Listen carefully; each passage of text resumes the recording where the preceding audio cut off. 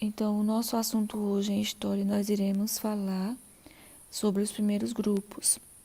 Então, nós iremos dividir entre os indígenas, portugueses e africanos, que está na nossa página, na página 42 e 43 do livro de História. Então, de início, nós iremos falar sobre os indígenas.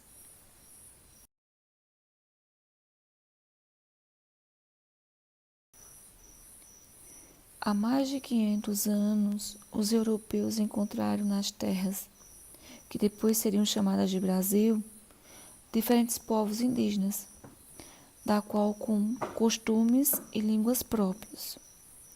Apesar da grande diversidade entre esses povos, algumas características eram comuns, como, por exemplo, não considerar a terra uma propriedade particular.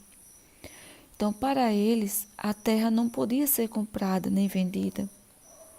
Além disso, o produto do trabalho se destinava ao sustento da comunidade e não ao comércio ou ao lucro. Inicialmente, os portugueses estabeleceram mais contato com os indígenas do grupo Tupi. Então, nesse grupo, o trabalho era dividido entre homens e mulheres, né? E o chefe organizava as atividades.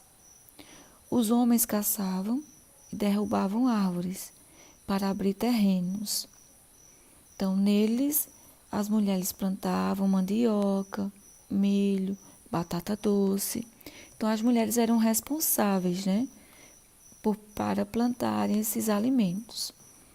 Entre outros alimentos, além da mandioca, do milho e da batata, né, a pesca e a coleta de raízes e de frutos eram feitas por todos da aldeia. Nós temos aí as moradias da aldeia, né, que eram chamadas de maloca, e eram feitas de palha e organizadas de modo circular, em torno de um pátio. Os portugueses. A colonização foi a estratégia utilizada pelo governo português para explorar o território brasileiro. O país colonizador era chamado de metrópole, e o território administrado e explorado pela metrópole era denominado colônia. Então, no caso aí, a metrópole, né, era Portugal, que era o país que colonizava, e no caso o Brasil era denominado colônia. Por quê? Porque era explorado pela metrópole.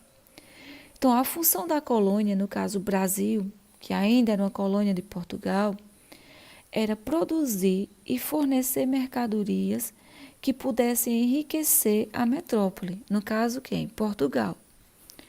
Então, os colonizadores portugueses utilizavam a mão de obra indígena para extrair uma árvore chamada pau-brasil, cuja tinta era usada para tingir tecidos e tinha muito valor lá na Europa.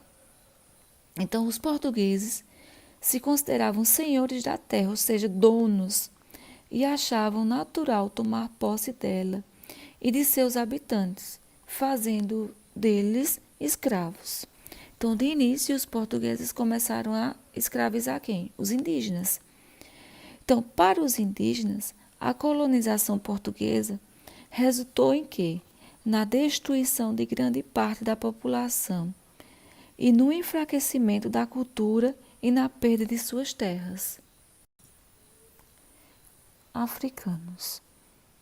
Então, aos poucos surgiram fazendas de produção de cana-de-açúcar, onde a principal mão de obra utilizada era de africanos, capturados em suas terras de origem e trazidos para o Brasil.